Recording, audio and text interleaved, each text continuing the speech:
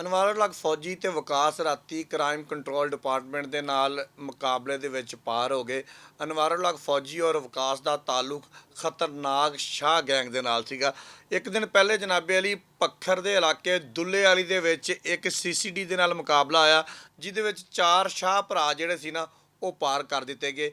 ਉਹ ਜਿਹੜੀ ਜ਼ਮੀਨ ਦੇ ਵਿੱਚ ਸੀਸੀਡੀ ਦੇ ਨਾਲ ਮੁਕਾਬਲਾ ਆਇਆ ਵਾ, ਉਹ ਜ਼ਮੀਨ ਐਸ ਭਾਈ ਸਾਹਿਬ ਦੀ ਸੀ, ਅਨਵਾਰੁਲ ਹਕ ਫੌਜੀ ਸਾਹਿਬ ਦੀ। ਇਹਨੇ ਵੀ ਉਸ ਟਾਈਮ ਸੀਸੀਡੀ ਵਾਲਿਆਂ ਦੇ ਉੱਪਰ ਸਾਡੇ ਜ਼ਰਾਏ ਦੇ ਮੁਤਾਬਕ ਫਾਇਰਿੰਗ ਕੀਤੀ ਤੇ ਫਾਇਰਿੰਗ ਤੋਂ ਬਾਅਦ ਉੱਥੋਂ ਫਰਾਰ ਹੋਣ ਦੇ ਵਿੱਚ ਕਾਮਯਾਬ ਹੋ ਗਿਆ।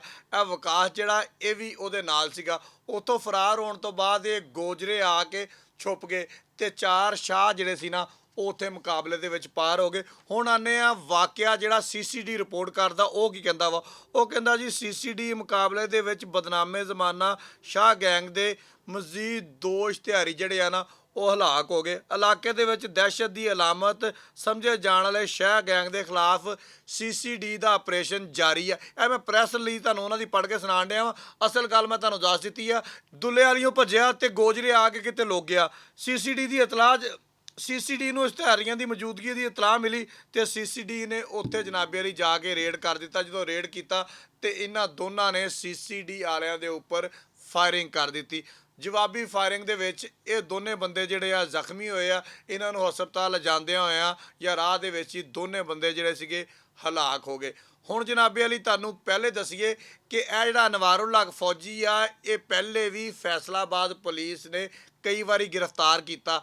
ਇਹ ਪਹਿਲੇ ਵੀ ਫੈਸਲਾਬਾਦ ਪੁਲਿਸ ਦੇ ਨਾਲ ਮੁਕਾਬਲੇ ਦੇ ਵਿੱਚ ਜ਼ਖਮੀ ਹੋਇਆ ਥਾਣੇ ਸਦਰ ਦੇ ਵਿੱਚ, ਲੇਕਿਨ ਕਿਉਂਕਿ ਇਹ ਫੈਸਲਾਬਾਦ ਦਾ ਮੁਕਾਮੀ ਨਹੀਂ ਸੀਗਾ, ਪੱਖਰ ਦਾ ਰਹਿਣ ਵਾਲਾ ਸੀਗਾ, ਦੁੱਲੇ ਵਾਲੀ ਦੇ ਵਿੱਚ ਇਹਦਾ ਰਕਬਾ ਸੀਗਾ। ਆਪਣੇ ਰਕਬੇ ਦੇ ਵਿੱਚ ਇਹਨੇ ਦਹਿਸ਼ਤਗਰਦਾਂ ਨੂੰ ਇਸ਼ਤਿਹਾਰੀਆਂ ਨੂੰ ਪਨਾਹ ਦਿੱਤੀ ਹੋਈ ਸੀਗੀ, ਪਨਾਹ ਗਾਹਾਂ ਬਣਾਈਆਂ ਹੋਈਆਂ ਸੀ। ਆਪ ਵੀ ਜਰਾਇਮ ਦੀ ਦੁਨੀਆ ਦਾ ਬੇਤਾਜ ਬਾਦਸ਼ਾਹ ਸੀਗਾ ਤੇ ਲੋਕਾਂ ਕੋਲੋਂ ਜਰਾਇਮ ਕਰਵਾਉਂਦਾ ਵੀ ਸੀਗਾ। ਇਹ ਸ਼ਾਹ ਬਰਾਦਰਨ ਜਿਹੜੇ ਆ ਇਹਦੇ ਕੋਲ ਜਾ ਕੇ ਉੱਥੇ ਰਹਿੰਦੇ ਹੁੰਦੇ ਸੀਗੇ ਦੁੱਲੇ ਵਾਲੀ ਦੇ ਇਲਾਕੇ ਦੇ ਵਿੱਚ।